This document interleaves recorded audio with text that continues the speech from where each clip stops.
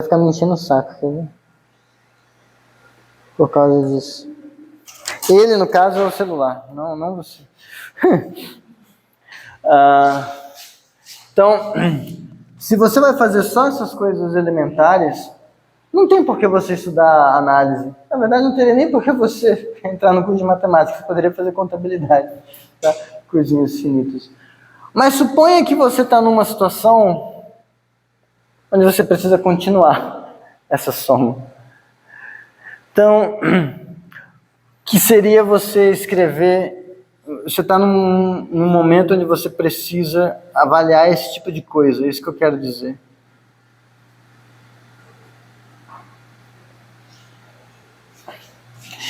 E aí, bom, por que alguém se preocuparia em estudar esse tipo de coisa, né? Somar coisas infinitamente. Aí, se vocês já fizeram cálculo, vocês sabem isso melhor do que eu. Vocês viram a noção de integral. Vocês viram que, em certo sentido, a integral é como se estivesse somando infinitas coisas. Uma série. Vocês já viram série em cálculo, essas coisas assim? Não? Supostamente. Não. Tá, mas a ideia do que é você sabe. Limite vocês viram. Então, é a ideia de que você está somando isso infinitamente, você quer ver para onde vai isso. Mas aí você pode muito bem falar para mim, professor, eu não preciso de análise para dizer quanto que vale isso. Porque, olha, professor, se você é burro, o problema é seu. Porque, eu sei que o 1 está aqui. Aí eu sei que se eu quebrar ele na metade, eu tenho aqui o meio. Se eu quebrar esse meio na metade, eu tenho 1/4. Se eu quebrar esse 1/4 na metade, eu tenho 1/8. Então, na prática, quando você fala para fazer esse 1 mais meio, mais 1/4, mais não sei o que lá, o que você está fazendo é o seguinte. Você estava com o 1, aí você fez 1 mais 1. Só que aí esse segundo 1, você escreve como sendo meio mais meio. Aí agora, esse meio você escreve como sendo, aqui era para ser assim, você escreve como sendo 1/4 mais 1/4.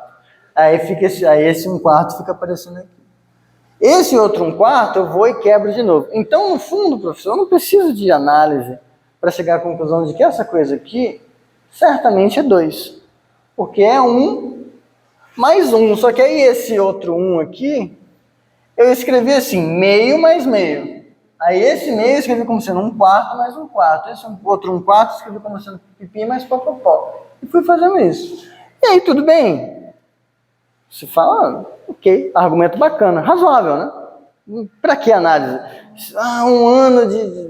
Meio ano estudando uns livros velho, fedido, para um negócio que eu fiz com um tracinho. Todo mundo entendeu o raciocínio? Tá, beleza. Então, tem até um outro migué que a pessoa pode fazer. Migué não, né? É um argumento alternativo, vamos colocar assim. Estou sendo elitista ao chamar de Miguel que é Miguel. Então, a gente poderia fazer assim, Imagina que eu vou fazer esse... para o argumento que eu quero...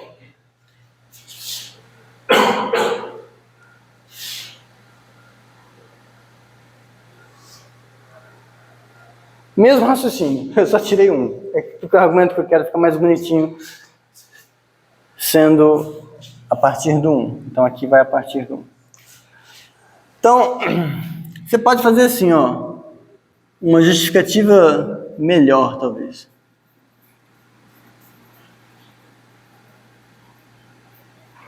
Você pega e escreve S como sendo essa soma, meio mais 1/4, mais 1/8, etc. E aí você fala o seguinte. Bom, se eu multiplicar por 2, desse lado, multiplico por 2 desse. Então vai ficar 2 vezes isso tudo aqui. Então, vai ficar 2 vezes meio, 1, 2 vezes 1/4, meio, 2 vezes 1/8, 1/4, 2 vezes, etc e tal. E aí o que apareceu aqui é o que estava aqui em cima. Aí você fala, olha, então isso aqui é 1 mais S. Porra, 2S igual a 1 mais S. Caramba, subtrai S, pá, S igual a 1. Pra que análise? Meu culpa, foda-se. Tipo... Aí você fala, pô, muito massa, muito mais legal do que ficar usando Epsilon, Delta. Já acabou o negócio aqui? Ah, não, ainda tá. Ok. Bom, a questão é, se isso é um método, isso deveria funcionar para qualquer coisa. Aí eis o problema, né?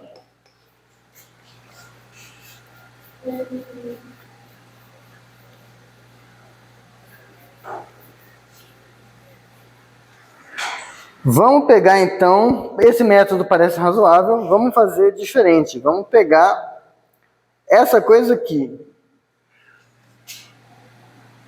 Como que é? É 2... Isso, é 2 mais 4 mais 8 mais... Eu estou fazendo, em vez de ser 1 sobre 2 elevado a n, eu estou somando 2 elevado a n. Estou somando coisas que vão ficar cada vez maiores. Supostamente isso era para explodir, né? Não era ir para lugar nenhum. Vamos chamar isso aqui de T. T de treta, né? Então T igual a essa coisa.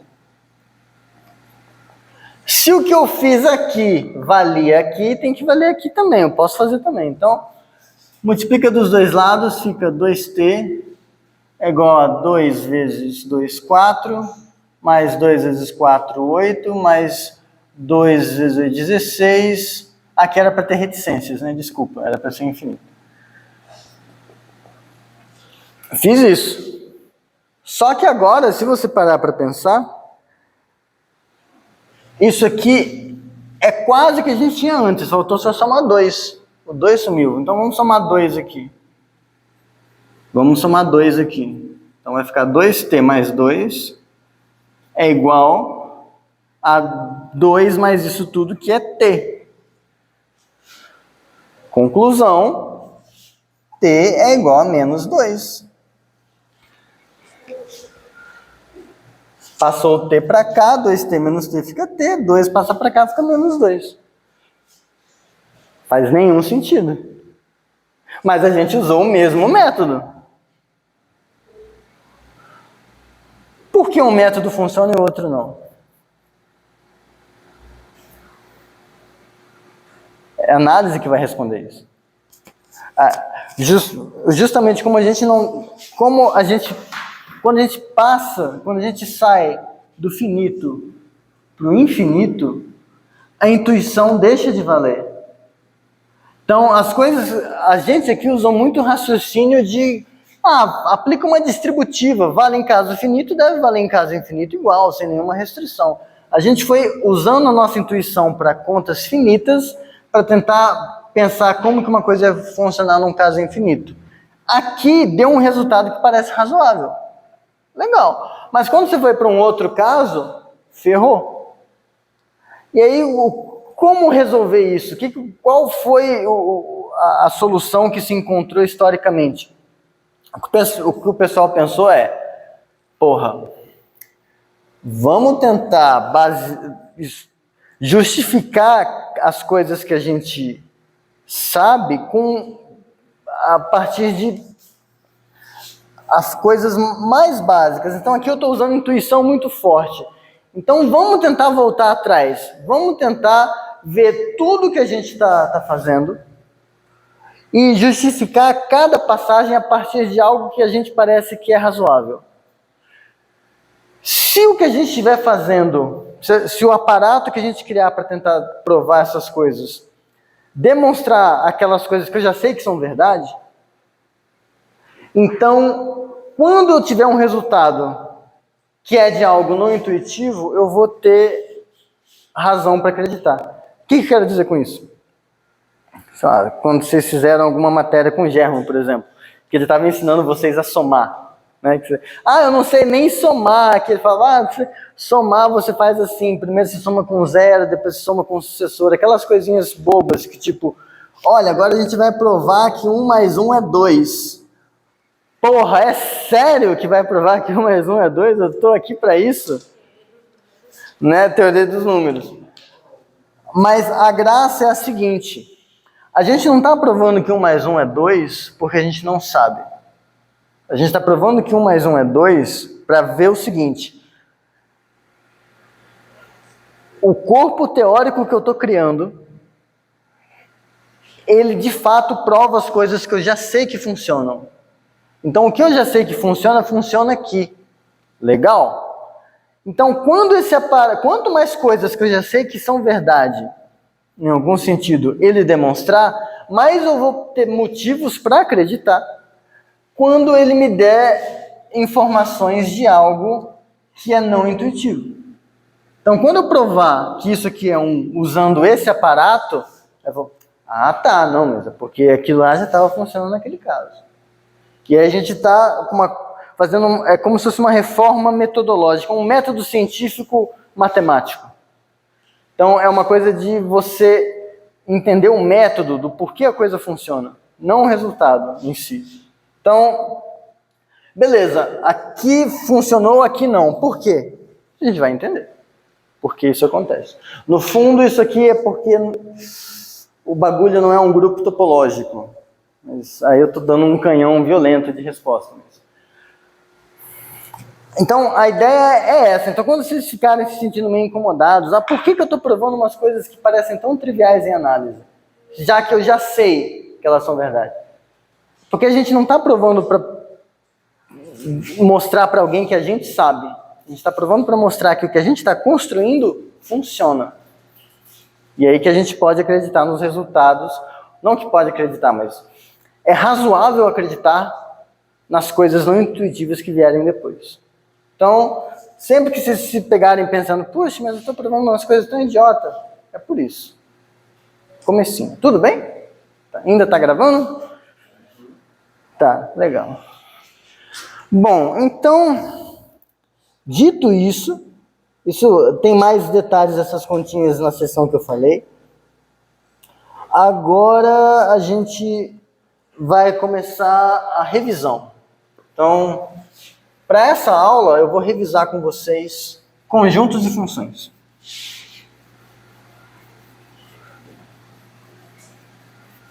Estou escrevendo pouco, né?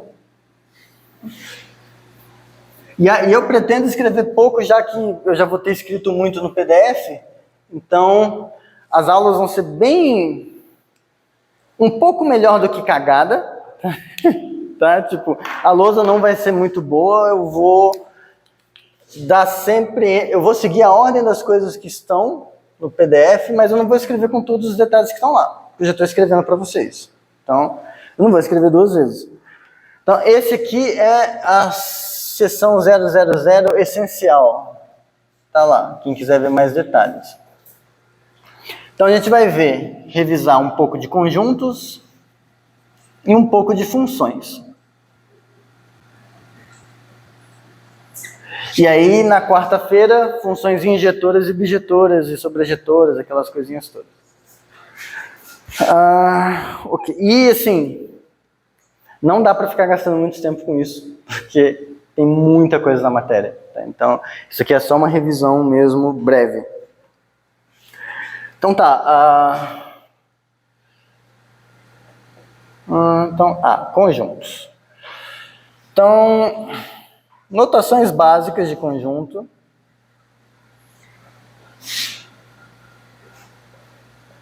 Xzinho pertence a. Xzinho não pertence a, esse é o básico. Então, aqui, X é elemento de A. E aqui, X não é elemento de A.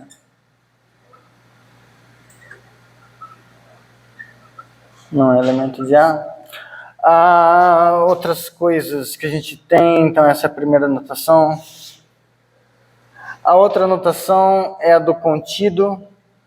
Eu uso assim, contido ou igual, porque, enfim, eu fui criado assim. Se vocês quiserem usar sem o tracinho embaixo, tudo bem. Por isso, por via das dúvidas, quando eu quiser que seja o contido estritamente diferente, eu vou usar assim, tá? Mas vocês, ou assim, vocês que sabem, eu gosto desse aqui.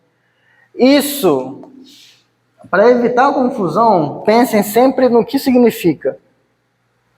Todo xizinho de A pertence a B. Esse aqui, o A contido e diferente, é todo xizinho de A pertence a B, mas A é diferente de B.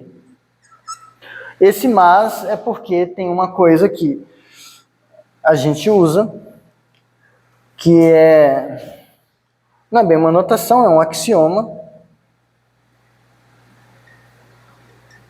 que é o axioma que diz quando dois conjuntos são iguais. Quem teve aula com Priscila, ela pega muito no pé com isso, né? A igual a B, C e somente C, A contido em B e B contido em A. Tá? Isso não é uma definição, isso é um axioma, a gente está combinando que os conjuntos vão ser iguais, C e somente C, isso aqui acontecer. Se vocês pararem para pensar, em algum momento, em algum curso de vocês, alguém chegou e falou, conjunto é dois pontos. Alguém deu uma definição do que é conjunto? Nem nunca vai. Então, como a gente não define o que é um conjunto, eu preciso dizer como eles se comportam, pelo menos. E esse axioma diz como que eles se comportam com respeito à igualdade. Tá? Então, aqui então a gente está colocando que é contido e diferente para dizer essencialmente que vale esse, mas não vale esse. Tá bom? Então, esse aqui, bom, eu vou colocar como exercício.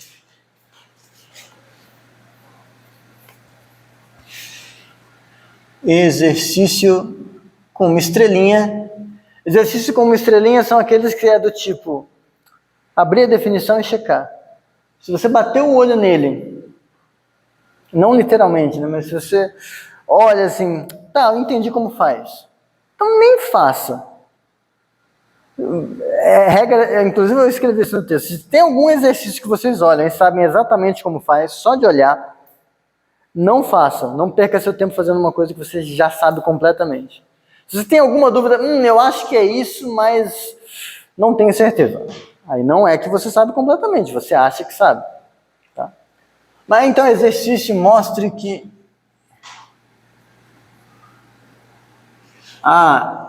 essa definição aqui é equivalente C somente C, A contido em B e não vale B contido em A.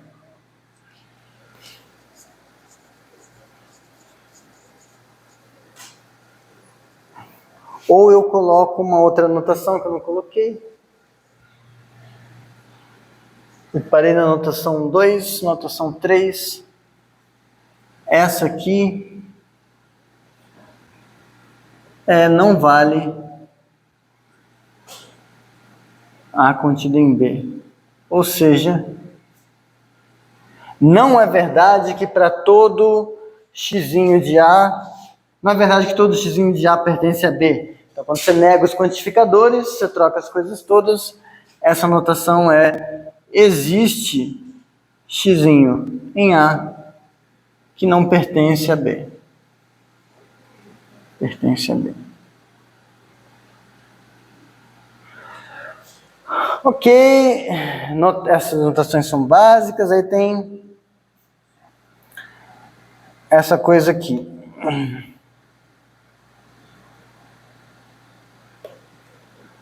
Esse tipo de notação aqui.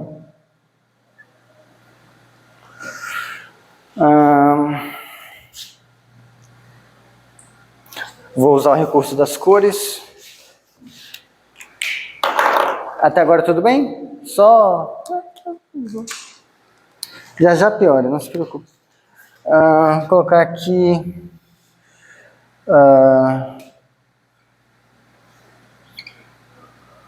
P, sei lá. Quando a gente escrever conjuntos dessa forma, os elementos em T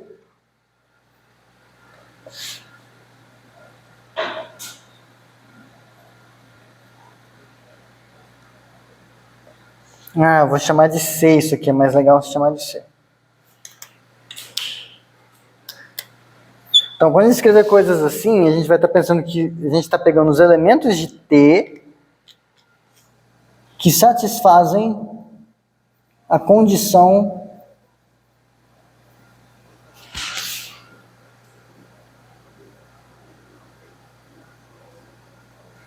C. Essencialmente, essa notação funciona assim. E aí, exemplos dessa notação.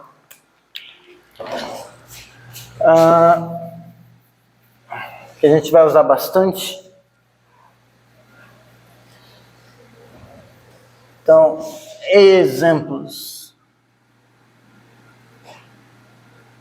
A gente pode escrever uma coisa assim, por exemplo. A igual ao conjunto dos x's que pertencem aos inteiros, tais que x é múltiplo de 7, por exemplo. Então, a ideia desse conjunto A, aqui escrito dessa forma, é que você está pegando na sua totalidade, que agora é Z, dentre todos os inteiros, você está pegando só aqueles que são múltiplos de 7. Então, você tem 0 pertence a A, você tem 7 pertence a A, você tem menos 7 pertencente a A, você tem 14 pertencente a A, você tem menos 14 pertencente a A, e assim por diante, ao mesmo tempo em que você tem 1 não pertencente a A, menos 1 não pertence a A. Se eu soubesse fazer o brasão de algum time de futebol, mas eu não sei. Sei lá, acho que tem algum time de futebol que tem alguma coisa assim, provavelmente. Não pertence a... Tem algum que é uma estrela num escudo, não? Alguma coisa assim. Botafogo? Enfim, é só que era o mais fácil de desenhar aqui. Então, esse tipo de notação vai aparecer bastante. E eu só peço para vocês tomarem cuidado com a escrita. Não faça esse tipo de coisa. Cuidado. Essa notação tem uma sintaxe. Ela não é uma coisa de você escrever um bagulho assim, tipo x pertencente a R, tal que 2y. Lê o que você escreve antes, por favor. Não escreve tipo, eu tô ansioso, começou a pensar em matemática, o cérebro trava, a pessoa não... Porque aqui, ó, você tá pegando todos os x tal que 2y. 2y o que, caralho? Sabe, tipo, o que é esse 2y? Quem é y na fila do pão? Não sei. Coisas assim não fazem sentido, porque isso aqui não é uma condição, é só uma forma. Então, cuidado. Quando aparecer um conjunto que você não sabe como escrever, às vezes é melhor você escrever explicitamente o conjunto das coisas, pipipi, popopó, blá, blá, blá, em vez de tentar escrever uma simbologia que vai dar um negócio estranho. Coisas assim, ou sei lá...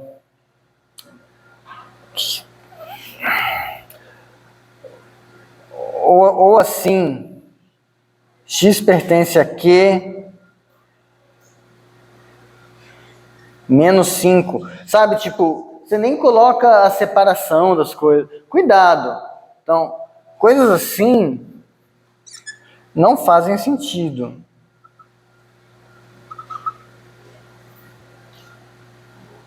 cuidado quando for escrever. Se você quiser trocar esses 2 pontos por barra, tem gente que gosta, tudo bem, pode usar barra. Ah, eu gosto de usar o ponto e vírgula, porque tem uns professores que quando estão escrevendo usam ponto e vírgula como abreviação para tal que. Eu acostumei, eu gosto. Tudo bem, tudo bem. A Priscila fez isso e eu estou casado com ela, não é porque vocês fazem que eu vou reclamar. Eu acho que é de bom tom, não é de bom tom. Ponto e vírgula. Enfim, mas tudo bem, pode usar. Barra, tá. Mas assim, o negócio tem que ter alguma coisa separando a totalidade da condição. Tá, ok.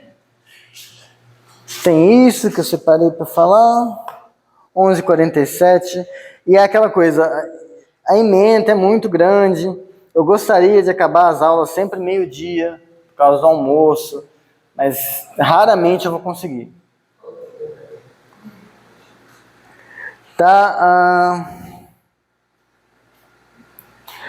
tem... Vou apagar aqui.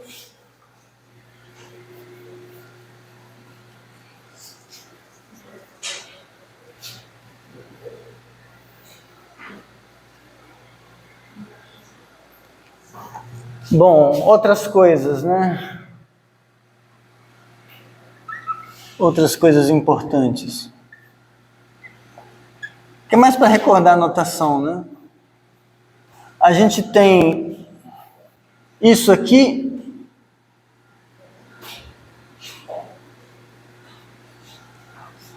É o vazio. É o conjunto vazio. Qual é a graça dele? A graça dele é que não existe X que pertence ao vazio. Então, é um conjunto que vai aparecer muitas vezes. A gente tem isso aqui, A união B é o conjunto dos xzinhos, tais que X pertence a A ou X pertence a B. É a união. A gente tem a interseção, xzinho tal que X pertence a A e xzinho pertence a B. No texto, nessa parte aqui, está um pouco mais, tem uns exemplozinhos de algumas coisas escritas a mais, a gente pode fazer, vocês podem fazer depois. Tem o exercício 06, aquelas propriedades distributivas, unido B, unido C, é igual, essas coisas eu não vou gastar tempo fazendo, vocês fazem, se precisar a gente discute em aula de exercício ou depois, mas isso é coisa que é pressuposto que a gente sabe. Então, vamos lá. Pipipi, papapó, interseção, beleza. Conjuntos, essencialmente, que a gente vai precisar para o começo é isso. Depois vai precisar de umas coisas a mais. Mas aí, quando precisar, a gente fala. Até aqui tudo bem? Tranquilo, né? Então, funções.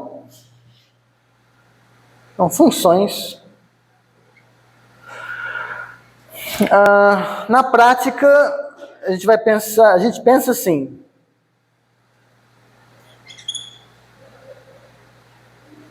A gente pensa assim. Uma função f a para b é uma regra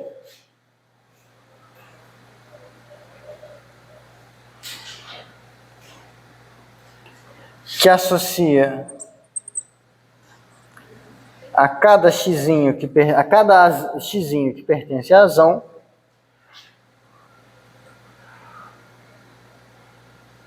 que associa a um elemento f de b, f de x pertencente a b. Então é aquela coisa de você estar com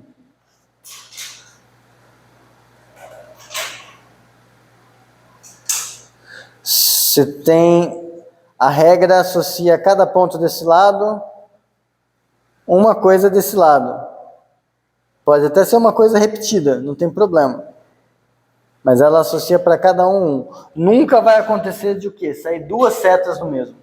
É isso que nunca acontece. Tipo, desse aqui saiu dois caras. Não, isso aqui não. Função é isso. Mas, claro, é um curso de análise. Então, essa não é a definição de função, é só como a gente pensa. Então,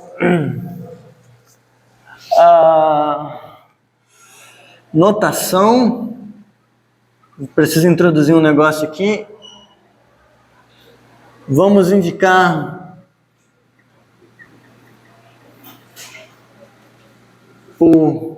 isso aqui, o par ordenado,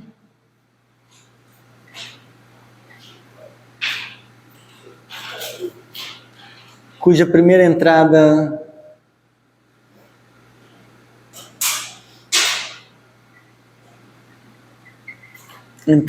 é A e a segunda é B. A propriedade fundamental do par ordenado é a seguinte. Propriedade fundamental é que par ordenado AB é igual ao CD, C somente C, A igual a C e B igual a D. Então, sempre que a gente escrever entre parênteses, é porque a gente está pensando que é par ordenado e a ordem que a gente escreve importa. Essa palavra ordenado é só por conta disso aqui, ó. Só. Todo mundo aqui, eu acho que quase todo mundo já teve aula comigo, então vocês sabem que quando eu coloco assim, porque é um comentário, e no LaTeX não compila, né? Então, vai ficar apagado no PDF. Então, o ordenado faz alusão ao não ordenado.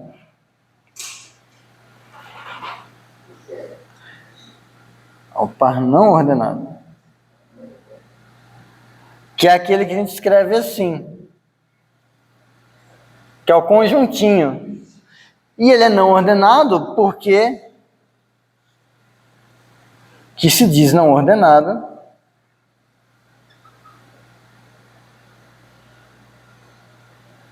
pois AB é igual a BA. Então, essa notação de par não ordenado, ela não serve se a gente quiser de algum jeito registrar a ordem. Por isso que a gente introduz essa outra notação. Tá? E aí, com isso, a gente consegue definir plano cartesiano. Então, isso aqui é só uma notação, tá bom? Só uma notação nova. Quem quiser, nos extras dessa aula,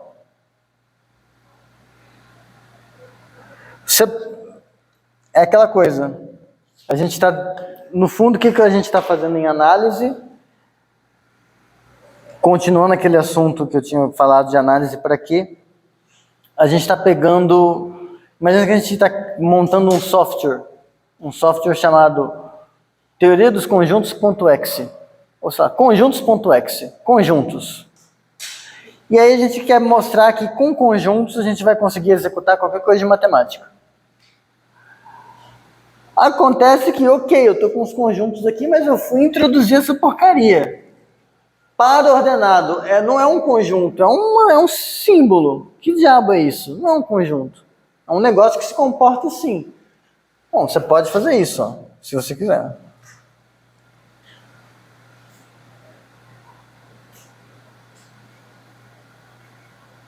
Você pode definir, você pode dizer que essa simbologia é uma abreviação para esse conjunto horrível. E aí esse conjunto horrível, quando você comparar ele com um outro definido da mesma forma, só que trocando A por C e B por D, eles vão ser iguais se somente C. A foi igual a C e B foi igual a D. Então você consegue reconstruir isso aqui com conjuntos. Professor, eu acho muito estranho essa porcaria desse negócio aqui. tudo bem, ignora, tá no extras, não precisa. É só para você entender que, de fato, tudo pode ser feito com conjuntos. Mas aí, uma vez que você tem par ordenado, você pode fazer o plano cartesiano, o produto cartesiano. Dados conjuntos A e B, a gente denota assim o conjunto dos pares ordenados. Então, são parezinhos dessa forma, onde Azinho pertence a A e Bzinho pertence a B. Então, é aquela coisa que vocês já sabem desde muito tempo. É só um jeito de você representar dois conjuntos interrelacionados num plano. Então, você tem aqui Azinho, Bzinho, e a ideia é que você representa o par ordenado como sendo essa coisa. Então, primeira coordenada aqui, segunda coordenada aqui. E aí é por isso que a ordem importa, porque se eu trocasse, por exemplo, B por A, se fizesse sentido, se A e B fossem iguais, Azão e Bzão fossem iguais, com de números, sei lá, troca aqui por Z, troca aqui por Z. Aí aqui eu coloquei, tá meio, sei lá, 3, 2. Primeira coordenada 3, segunda coordenada 2. Quando você olha o 2, 3, o 2 está aqui, o 3 está aqui. São distintos. Então a ideia é você ter um jeito é você ter um aparato teórico que permita escrever essa ideia algebricamente. Produto cartesiano. Agora, uma vez que você tem essa noção, a gente consegue definir função igual a gente grande. E só para constar, acho que isso tem menos de 100 anos, essa definição. É bem recente, se você parar para pensar. E eu acho que é do Bourbaki, 1930 e alguma coisa. Alguma coisa assim. Uma função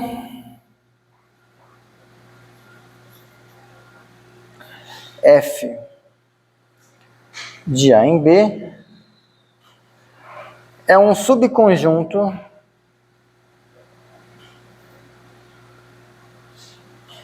F contido em A cartesiano B, tal que duas coisas acontecem.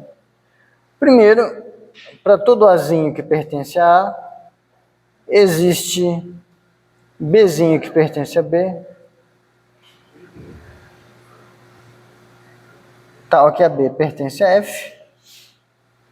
A segunda coisa é que se Azinho, Bzinho, Azinho, Belinha pertencem a F, então B é igual a Belinha.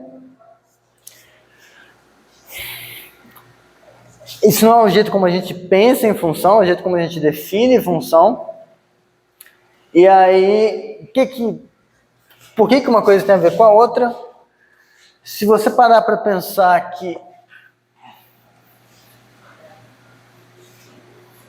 o plano cartesiano está aqui, aqui é o seu A, aqui é o seu B, e a gente vai desenhar a F, pensa que a F é o gráfico, o que eu vou fazer é desenhar o gráfico da função.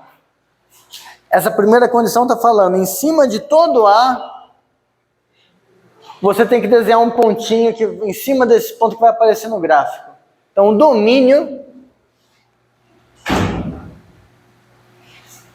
tem que ser essa coisa. Então, tem um Bzinho que está aqui dentro. Então, suponho que fez isso. A outra condição fala que se eu tenho dois pontos no gráfico e a primeira coordenada desses dois pontos é igual, então a segunda também é. Isso está simplesmente falando que um bagulho assim Não vai acontecer. Porque se acontecer um bagulho assim, olha que merda que está acontecendo. Você está com pontos no seu domínio que tem mais de um ponto associado. E aí a coisa não funciona. Pensa que a função é para ser uma indireta, mas é para ser uma indireta precisa.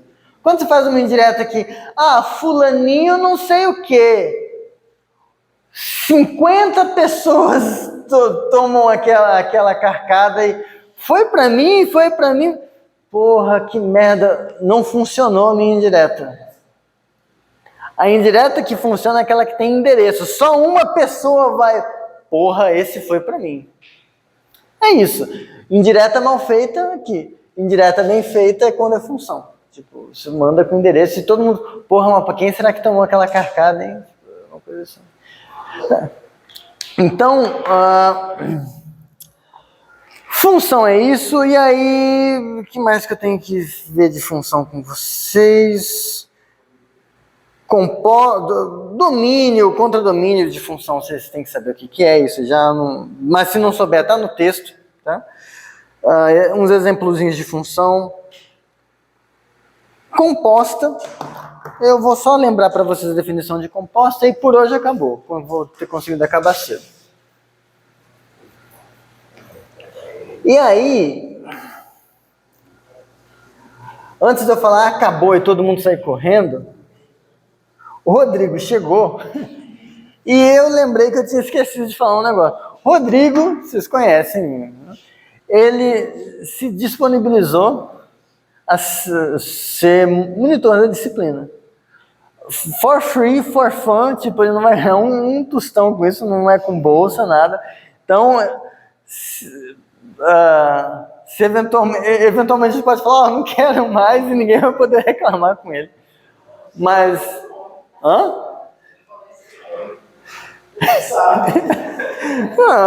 olha, eu acho que quem está podendo ameaçar mais é ele, não vocês.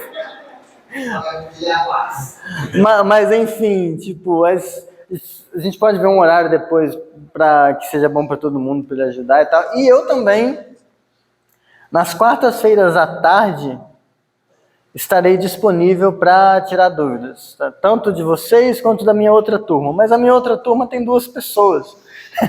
Uma está aqui, inclusive, né? Que é a Samila. E aí, mas aí nas quartas à tarde, pintou dúvida, algum exercíciozinho, vocês vão na sala aqui atrás, aquele pavilhão de sala de professor que é atrás da biblioteca. Isso, onde fica o Prof. Mate. Aí vocês procurem a sala do Nestor. É que não tem o meu nome na porta, mas tem o nome do Nestor na porta. Tem o nome do Nestor, do Paulo Galão e da Natália, mas o meu não tá lá. Aí vocês batem lá e tal, a gente troca uma ideia, ajuda com o exercício. Tá? Então, nas quartas-feiras. Quartas. Pavilhão do Prof. Mate. Porra, esse nome é muito melhor. Tem uma mania que não é de pôr nome de gente nos pavilhões. Tipo, esse aqui é o quê? É o pavilhão das exatas.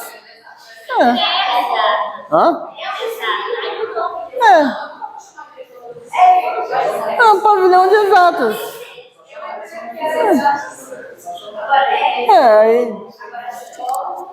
O Jorge Amado, pra mim, é porque eu conheço o Jorge Amado. Agora, sei lá.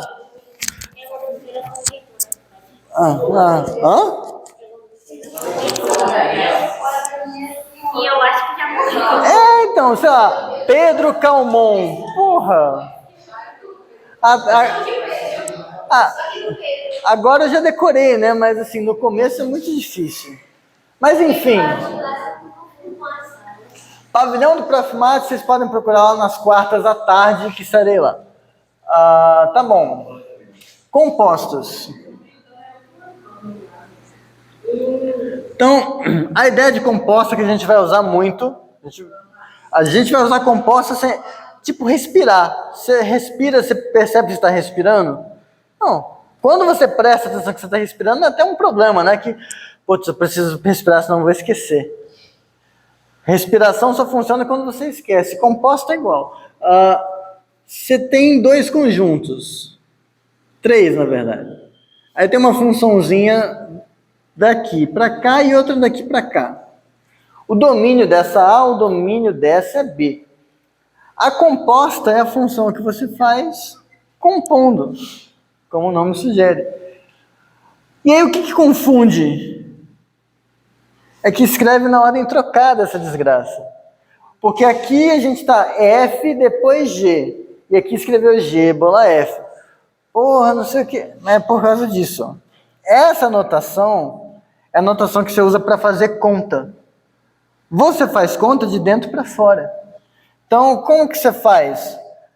O desenho não está falando para você pegar a primeira coisa aqui, xzinho, aplica a F. Depois você pega e aplica G. Pronto, você só seguiu a ordem que o desenho mandou você fazer. Só que aí quando você escreve, ó, quem veio primeiro? G, depois F. Então, G da F de X.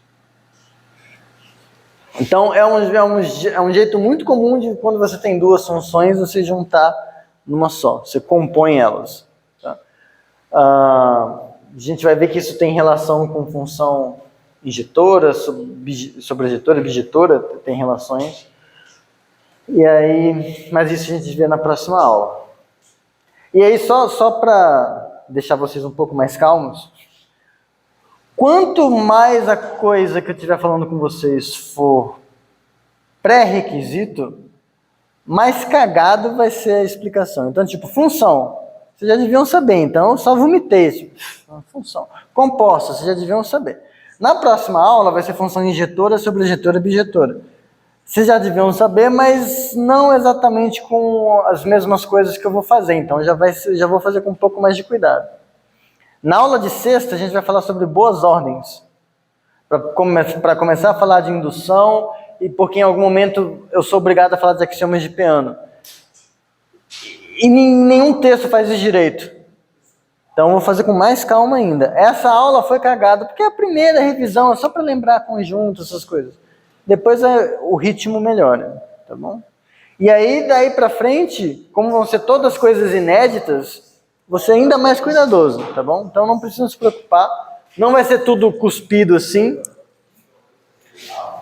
E é isso, por hoje é só. Se possível, leiam as notas de aula dessa aula, do assunto de hoje, e se der, leia do próximo, para a próxima aula. Não é muita coisa, prometo. E já tem exercício para fazer no PDF, então vamos fazendo. E é isso. Valeu. Eu acho que eu bati.